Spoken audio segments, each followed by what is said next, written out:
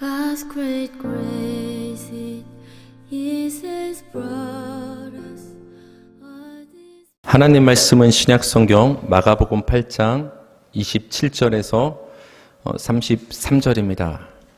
하나님의 일, 사람의 일, 하나님의 일, 사람의 일이라는 제목으로 하나님 말씀 전하겠습니다. 먼저 27절에서 28절 제가 읽어드릴게요. 예수와 제자들이 빌립보 가이사랴 여러 마을로 나가실새 길에서 제자들에게 물어 이르시되 사람들이 나를 누구라고 하느냐? 제자들이 여짜와 이르되 세례 요한이라 하고 더러는 엘리야, 더러는 선지자 중에 하나이다. 예수님과 제자들이 빌립보 가이사랴라는 지역에 이르렀습니다. 그때 예수님께서 제자들에게 질문을 하십니다. 사람들이 나를 누구라고 생각하느냐? 그러니까 제자들이 이제 답변을 합니다. 사람들이 예수님을 세례 요한이 살아 돌아왔다고 생각을 합니다. 또 어떤 사람들은 예수님을 엘리야라고 생각을 합니다. 또 어떤 사람들은 예수님을 많은 선지자들 중에 한 분이라고 생각을 합니다. 우리가 마가복음을 살펴봤을 때도 예수님의 소문이 났을 때 그 헤롯 왕이 등장을 했었죠. 세례 요한의 목을 베어 죽인 그 헤롯 왕. 그 헤롯 왕도 예수님의 그 능력을 보고서 저것은 분명히 세례 요한이 살아나서 활동을 하는 것이라고 이렇게 착각을 한 것을 우리는 본 적이 있습니다. 29절입니다. 또 물으시되 너희는 나를 누구라 하느냐? 베드로가 대답하여 이르되 주는 그리스도이시니이다 하멘. 이번에는 예수님이 제자들을 향해서 직접 질문하십니다. 그러면 너희는 나를 누구라고 생각하느냐? 이때 베드로가 이제 대답을 합니다. 주님은 그리스도이십니다 라고 고백을 합니다. 이 그리스도란 말은 구약의 마시아흐를 번역한 말인데 우리말로 우리가 쉽게 알려진 단어를 사용한다면 메시아란 말이에요. 그러니까 메시아란 말과 그리스도란 말은 같은 말인데 기본적으로 기름 부음을 받은 자, 그래서 기름 부음을 통해서 임명을 받는 보통 왕이라든지 제사장이라든지 이 선지자를 통칭해서 이르는 그 단어가 바로 메시아 그리스도가 됩니다. 더 쉽게 풀어서 말하면 이 메시아 그리스도는 주님이란 뜻이에요. 왕이란 의미가 담겨 있습니다. 그 당시 예수님 당시 사람들은 구약에서 예언된 메시아 그리스도가 오실 것을 굉장히 고대하고 있었어요. 그래서 여러분, 그 사마리아 우물가에서 예수님을 만났던 그 사마리아 여자가 예수님을 보고서 이렇게 질문했지 않습니까? 당신이 오실 그분이십니까? 이 질문은 뭐냐면은 혹시 당신이 그 구약에서 예언한 오신다고 하는 메시아 그리스도가 맞습니까? 라고 질문한 것을 우리는 요한복음을 통해서 확인해 볼 수가 있었죠. 베드로가 예수님을 그리스도라고 고백을 했죠. 이 고백한 장소는 빌립보 가이사랴 지방인데 이 도시 이름은 빌립이란 사람이 자기 이름을 따서 지은 거예요. 빌립보 가이사랴. 그러니까 빌립이 이름이 들어갔고 또 가이사랴라는 이름이 들어갔어요. 이 가이사라는 누구의 이름이냐면은 로마 황제의 칭호가 바로 가이사. 현대말로 말하면 우리가 로마 시저 이런 말을 사용하지 않습니까? 그러니까 이 도시의 이름 자체는 빌립보 가이사랴. 그 분봉왕 빌립의 이름과 그 사람이 이 로마 황제를 높여서 칭송해서 그를 기념해서 가이사랴라는 로마 황제의 칭호를 그 도시 이름에 넣은 거예요. 이 도시 이름을 보면 우린 딱 벌써 알 수 있죠. 우리가 어떤 지역의 이름을 통해서 그 지역의 유래를 알 수 있듯이 빌립보 가이사라는 이름을 딱 봤을 때 이 도시는 황제의 도시구나. 황제가 신처럼 떠받쳐지는 곳이구나. 황제가 주인 중에 주로 인정받는 그런 지역이 바로 이 가이사라 빌립보 지역이라는 것을 이 용어를 통해서도 명칭을 통해서도 우리는 알 수가 있습니다. 이 황제의 도시 가이사라 빌립보 한복판에서 베드로는 예수님을 지금 누구라고 고백하는 것이죠? 주가 그리스도이십니다. 쉽게 말하면 예수님이 나의 왕이십니다라고 지금 고백을 하고 있다는 것을 우리는 주목할 필요가 있어요. 이러한 베드로의 고백에 대해서 예수님은 이렇게 말씀하셨어요. 마태복음 16장 16절에서 17절인데 우리 다 같이 읽어볼까요? 시작. 시몬 베드로가 대답하여 이르되 주는 그리스도시요 살아계신 하나님의 아들이시니이다.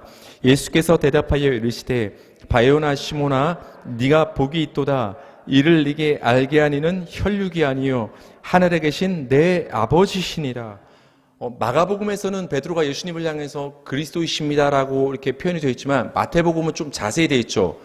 그리스도시요 하나 더 붙여서 살아계신 하나님의 아들입니다라고 고백을 하고 있어요.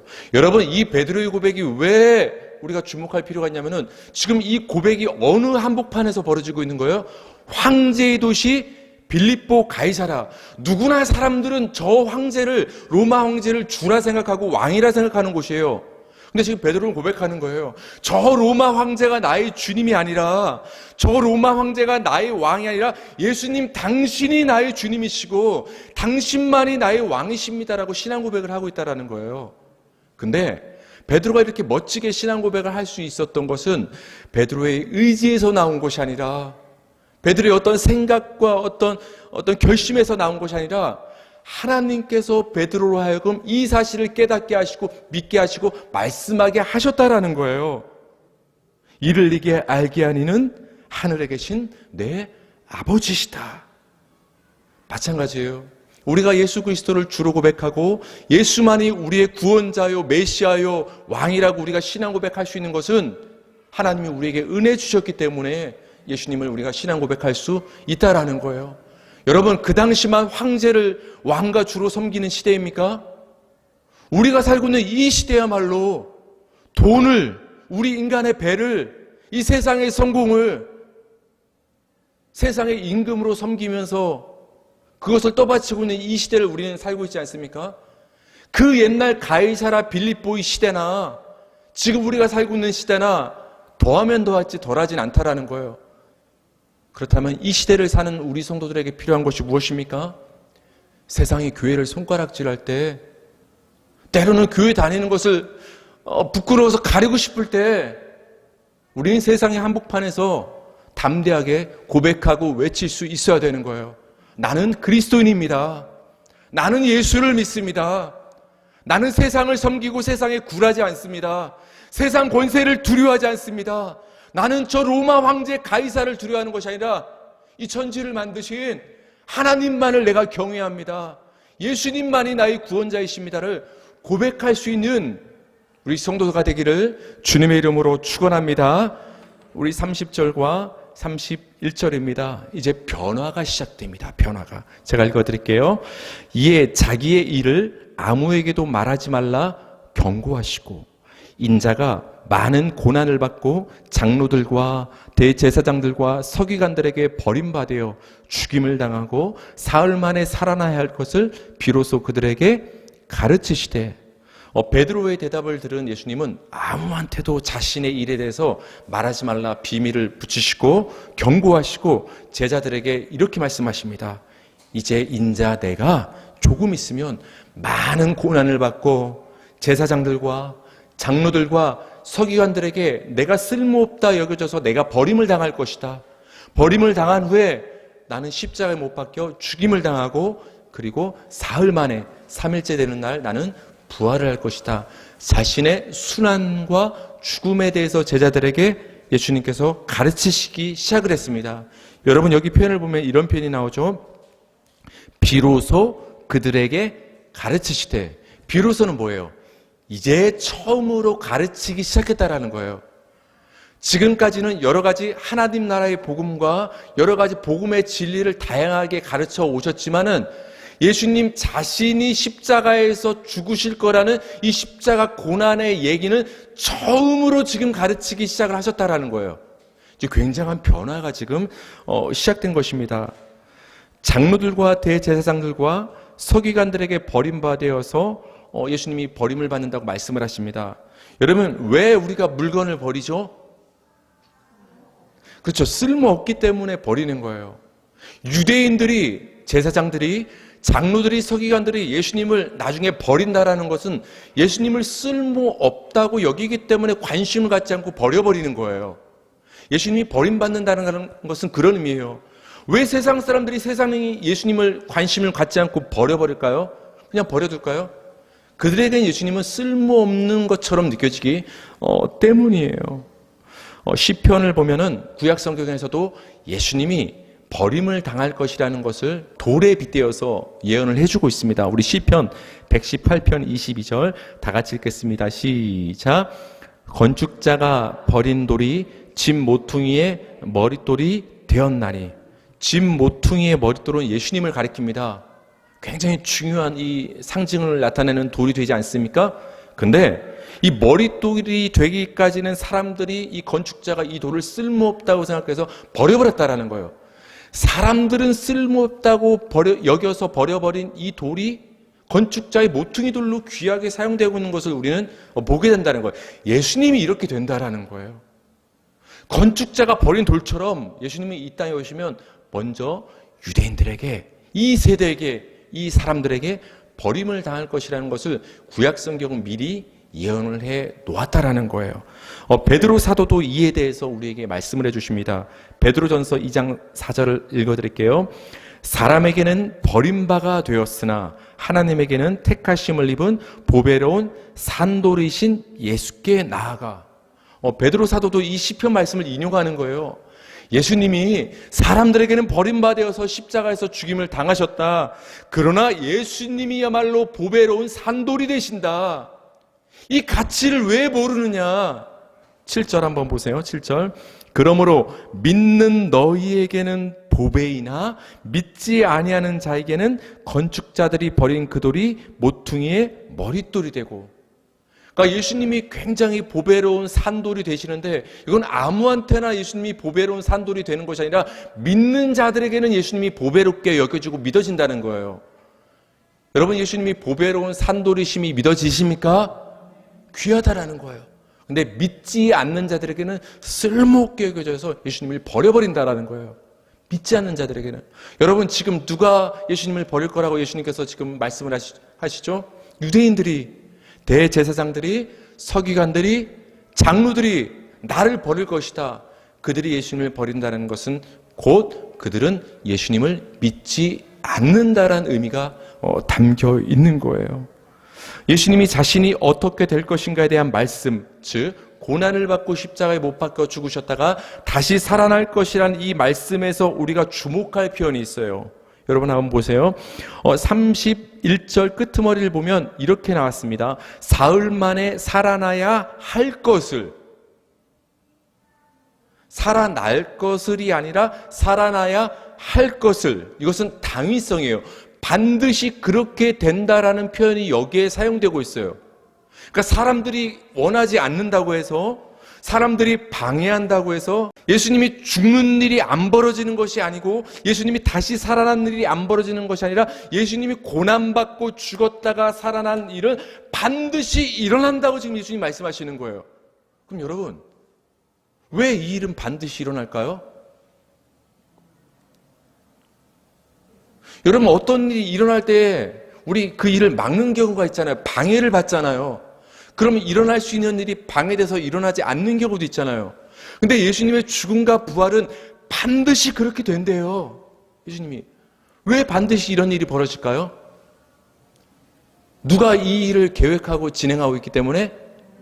하나님이 이 일을 계획하고 하나님이 이 일을 진행하시기 때문에 이 일은 인간이 누구도, 장로들도, 대제사장들도, 유대인들도, 사람들이 막을 수가 없다라는 거예요. 예수님의 이 말씀에는 자신이 반드시 죽었다가 살아날 것이라는 말씀에 대한 당위성이 담겨 있는 것입니다. 우리 32절에서 33절인데요. 제가 읽어드릴게요. 드러내놓고 이 말씀을 하시니 베드로가 예수를 붙들고 항변하매 예수께서 돌이키사 제자들을 보시며 베드로를 꾸짖어 이르시되 사탄아 내 뒤로 물러가라. 네가 하나님의 일을 생각하지 아니하고 도리어 사람의 일을 생각하는도다 하시고. 예수님이 죽는다고 얘기를 하니까 베드로가 굉장히 깜짝 놀랐어요. 다른 제자들도 놀란 거예요. 베드로가 대표로 예수님께 항변을 합니다. 여기서 예수님을 붙잡고 항변했다라는 것은 무슨 말이냐? 예수님을 꾸짖었다는 말이에요. 굉장히 어색한 표현이잖아요. 여러분, 마가복음 우리가 앞에서 살펴봤을 때 이 꾸짖는다라는 단어는 어디에 등장을 했었죠? 예수님이 누구를 꾸짖을 때? 그래서 귀신 꾸짖을 때 사용했던 단어가 이 꾸짖는다란 말이에요. 또 뭘 꾸짖었죠? 바람과 바다를 꾸짖을 때 예수님이 사용한 단어예요. 근데 이 단어를 지금 베드로가 예수님께 사용하고 있는 거예요. 여러분 굉장히 무례해 보이고 어색해 보이지 않습니까? 그만큼 지금 베드로가 제정신이 아닌 거예요. 굉장히 깜짝 놀라서 어떻게든 예수님이 이 말을 다시 집어넣기를 원한 거예요. 예수님이 지금 죽는다고 하니까 베드로는 받아들일 수가 없는 거예요. 그러니까 예수님을 붙잡고 예수님을 꾸짖으시면까지 예수님 그런 말 하지 마십시오. 예수님을 지금 가로막고 있다는 것입니다. 마태복음을 보면 베드로는 예수님에게 이렇게 말했다고 기록되어 있습니다. 주여 그리 마옵소서. 이 일이 결코 주님께 미치지 아니할 것입니다. 죽는다고 하지 마십시오. 결코 예수님 죽지 않을 것입니다. 마태복음 이렇게 자세히 기록이 되어 있는데요. 한마디로 예수님 죽으면 안 된다는 소리를 지금 베드로는 하고 있습니다. 그렇다면 여러분, 베드로는 왜 예수님을 붙잡고 이렇게까지 죽으면 안 된다고 지금 말을 하고 있을까요? 1번, 예수님을 너무나 끔찍히 사랑하고 아껴서. 2번, 무슨 꿍꿍이가 있어서. 그렇죠. 무슨 꿍꿍이가 있어서 지금 예수님을 가로막는 것입니다. 이 베드로가 항변하고 예수님을 가로막고 있는 모습은 베드로를 비롯한 그 제자들이 예수님을 늘 따라다니고 동거동락한 것 같지만 정작 예수님이 누구신지를 몰랐다는 것을 지금 보여주고 있어요. 예수님이 왜 이 땅에 오셨는가를 아직까지도 몰랐다는 것을 예수님을 가로막고 있는 그들의 모습이 반증을 하고 있다는 거예요. 예수님은 이 땅에 왜 오셨죠? 섬기러 오셨잖아요. 어디에서? 십자가에서 죽으심으로 대속물이 되어서 그 피로 말미암아 우리 죄를 사하심으로 우리를 구원하시기 위해서 죽으러 오신 분이 예수님인 거예요. 근데 베드로는 죽으러 오신 그 예수님을 알지 못하고 받아들이지 못하니까 죽으러 가시는 그 예수님의 말씀을 가로막고 있는 거예요. 제자들이 얼마나 예수님을 오해하고 있었는가, 그 한 사건이 등장을 합니다. 한번 살펴볼까요? 마가복음 10장 35절에서 37절인데요. 세베대의 아들 야고보와 요한이 주께 나와 여짜오되 선생님이여 무엇이든지 우리가 구하는 바를 우리에게 하여 주시기를 원하옵나이다. 이르시되 너희에게 무엇을 하여 주기를 원하느냐. 37절 시작.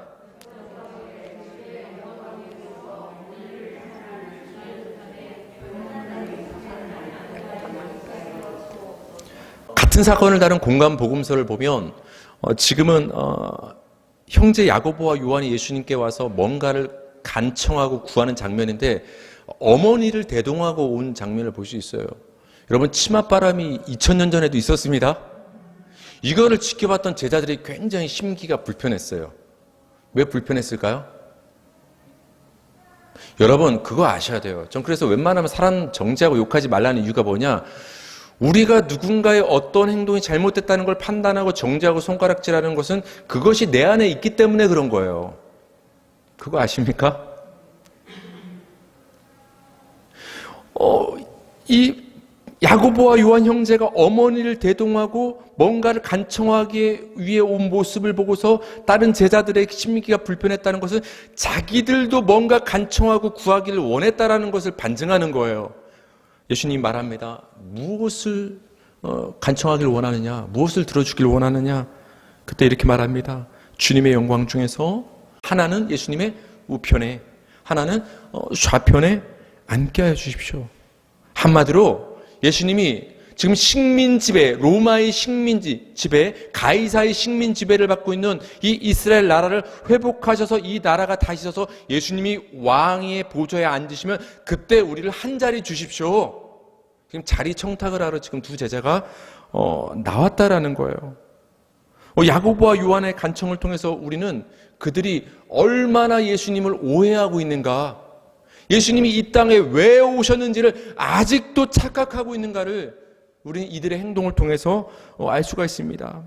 그 당시 유대인들은 예수님을 어떤 분이시길 기대했냐면은 로마의 정권을 무너뜨리고서 무너진 이 이스라엘 왕권을 회복시키기를 그들은 굉장히 원했어요. 그러니까 그들이 원했던 메시아 그리스도는, 우리를 죄에서 구원하시는 그 그리스도 메시아를 그들은 기대하고 고대했던 것이 아니라 로마로부터 우리를 구원해줄 정치적이고 군사적인 지도자를 기다리고 있었던 거예요.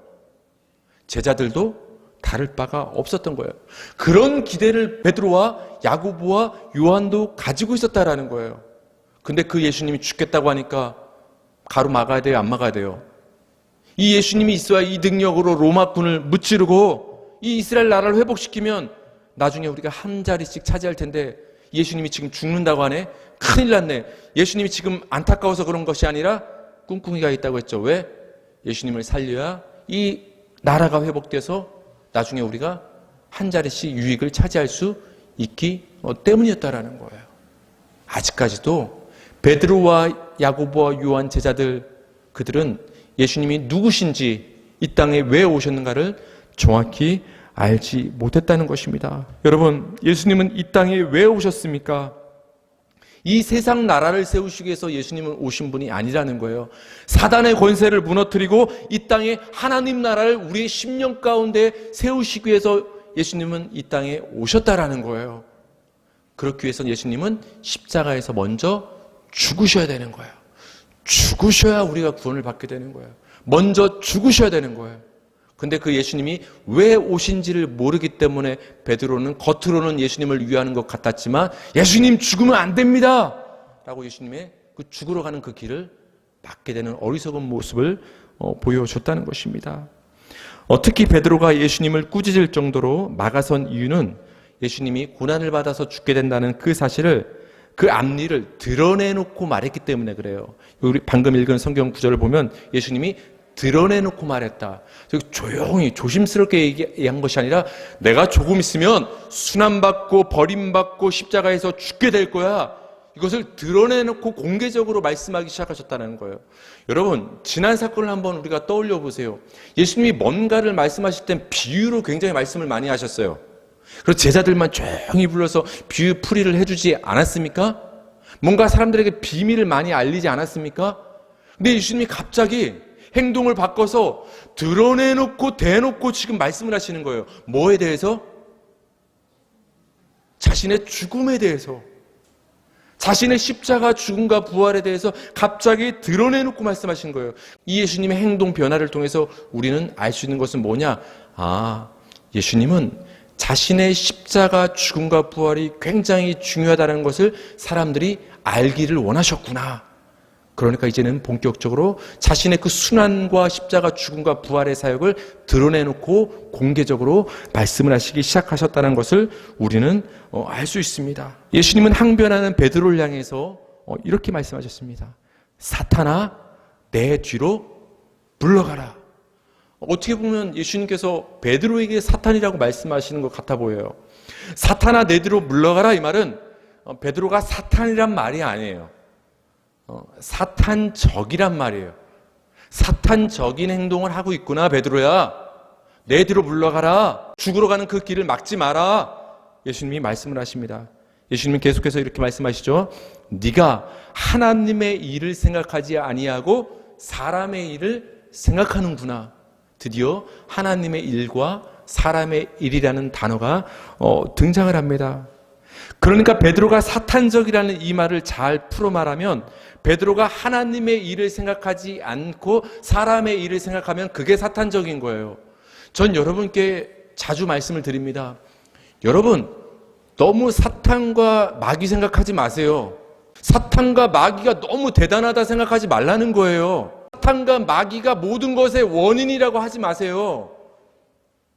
병에 걸려도 마귀가 병에 걸리게 했다. 교통사고가 나도 사탄 마귀가 교통사고가 나겠다. 길 가다가 머리를 부딪혀도 사탄 마귀가 부딪히겠다. 그렇게 생각하지 말라는 거예요.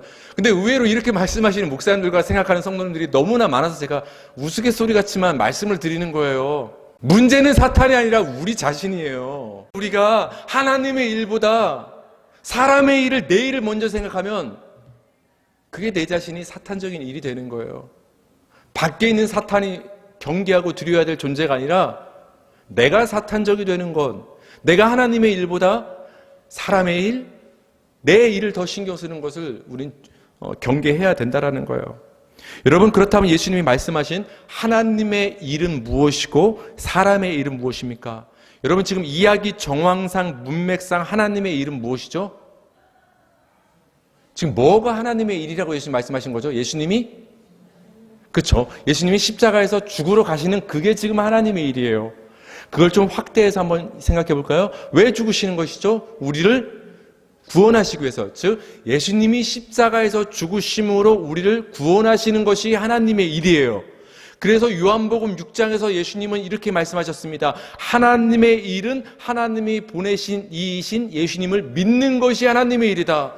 여러분 너무 하나님의 일을 거창하게 생각하지 마세요. 뭐 세계 선교 뭔가를 만들고 사업을 진행을 하고 교회들이 그것이 하나님의 일이 아니라 나라는 영혼이 구원을 받는 거, 내 안에 예수 생명이 심겨지는 거, 내가 예수님을 믿는 것이 하나님의 일이에요. 여러분 거기에만 주목하세요. 여러분 한 분 한 분이 그 자신이 구원받는 것에 주목을 하면 우리 모두가 구원받는 일이 이루어지는 거예요. 근데 나에게는 전혀 스스로 관심을 쏟지 못하며 마치 이웃을 섬기고 사랑한다는 뭔가 그것에 매몰되어서 정작 나를 향한 하나님의 일을 신경 쓰지 못한다면 얼마나 어리석은 일이에요. 그렇지 않습니까? 하나님의 일은 예수님이 십자가에서 죽으시는 게 하나님의 일이고 그것을 통해서 우리가 예수님을 믿어서 구원을 받게 되는 것, 그것이 하나님의 우리를 향한 뜻과 일이 되는 것입니다. 그렇다면 여러분, 베드로에게 너가 하나님의 일은 생각하지 않고 그러니까 내가 죽으러 가는 것을 막는구나, 사람의 일만 생각하는구나. 그럼 사람의 일은 이 지금 상황상 무엇이 사람의 일일까요? 꿍꿍이. 하나님은 예수님이 십자가에서 죽으셔서 우리를 구원하시는 게 하나님이 계획하신 하나님의 일인데 지금 베드로와 제자들과 유대인들은 잘못된 생각을 갖고 있는데 뭐예요? 예수님의 능력을 이용해서 자신들이 원하는 인간적인 소원, 즉 로마를 무너뜨리고 세상적인 인간의 이스라엘 나라를 회복하는 것, 그래서 한 발짝 더 나가서 자신들이 유익을 구하는 것, 어떻게 보면 한 자리씩 구하는 것, 얻는 것, 그것을 지금 사람의 일이라고 예수님께서 경고를 하고 계신 것입니다. 여러분, 사람의 일이 무엇입니까? 하나님의 일이신 예수님을 믿는 것 외에 신앙이란 이름으로 다른 것에 집중하는 것이 사람의 일이에요. 여러분, 사람의 일을 교회 밖에서 찾지 마세요. 세상 사람들이 살아가는 게 사람의 일이다, 그게 아니에요. 그거 당연한 거예요. 우리도 그렇게 살잖아요, 세상에서. 그렇게 살아야 먹고 사는 거 아닙니까? 그거 당연한 거예요. 나쁜 게 아니에요. 사람의 일은 뭐냐? 예수님이 경고하신 사람의 일은 뭐냐? 신앙이란 이름으로 행하고 있으면서도 자기의 유익을 구하는 것이 사람의 일인 거예요. 겉으로는 하나님의 영광과 예수의 이름을 구하는 것 같지만 자기 이름을 추구하며 자기 유익을 구하는 것이 사람의 일이라는 거예요. 베드로 보세요. 제자들 보세요. 예수님을 믿는다고 하면서 예수님을 얼마나 쫓아다니며 예수님을 잘 안다고 생각을 했습니까? 근데 예수님을 믿는다고 하는 이 제자들이 그 속내는 어땠다라는 거예요? 예수님의 영광보다 자신들의 좌편 우편 영광을 구했고 자신들의 유익을 구했다라는 거예요. 신앙이란 이름으로 나의 유익을 구한다면 그것은 겉으로 봤을 때는 신앙생활 같지만 그것은 사람의 일이 되는 거예요. 여러분, 우리가 조심해야 될 것은 이거예요. 잘못된 열심이에요. 열심이 없는 것도 굉장히 안타깝고 무서운 일이지만 더 무서운 일이 뭔지 아십니까? 잘못된 열심. 왜? 그것은 더 심각하게 우리를 파괴하기 때문이에요. 잘못된 열심이 더 무서운 것은 그 잘못된 열심이 신앙으로 포장될 수 있기 때문에 그래요. 굉장히 누가 봤을 때는 굉장히 헌신 봉사하고 신앙생활을 굉장히 열심히 하며 살아가는 것처럼 보이지만 그것이 만약 잘못된 열심이라면 하나님의 영광과 예수님의 이름보다는 자기의 영광과 유익을 구하기 위한 사람의 일이라면 그것은 굉장히 무서운 일이 될 수 있다라는 거예요. 오늘날 우리가 교회를 다니고 신앙생활을 한다고 하는 그 많은 사람들을 예수님이 누구신지에는 전혀 관심이 없어요. 예수님이 이 땅에 왜 오셨는지 그 십자가에는 전혀 관심이 없어요. 오늘날 한국교회 강단에서조차 예수 이름이 선포되는 것이 드물고 예수님의 십자가 보혈이 선포되는 것이 우리의 죄악이 언급되는 것이 오히려 꺼려지는 시대를 우리는 살고 있다라는 것입니다. 그저 예수님을 통해서, 신앙을 통해서 자신들의 필요를 채우려는 사람들이 너무나 많다라는 거예요. 이것이 바로 하나님을 믿는다고 하면서도 하나님의 일을 생각하지 아니하고 사람의 일을 생각하는 것이요 사탄적인 것이 된다라는 거예요. 사랑하는 성도님들, 베드로처럼 우리도 예수님을 따르는 자들임을 믿으시기 바랍니다. 예수님을 따른다는 것은 세상의 권세 위협 가운데서도 예수님을 우리의 주와 그리스도로 고백하는 것입니다.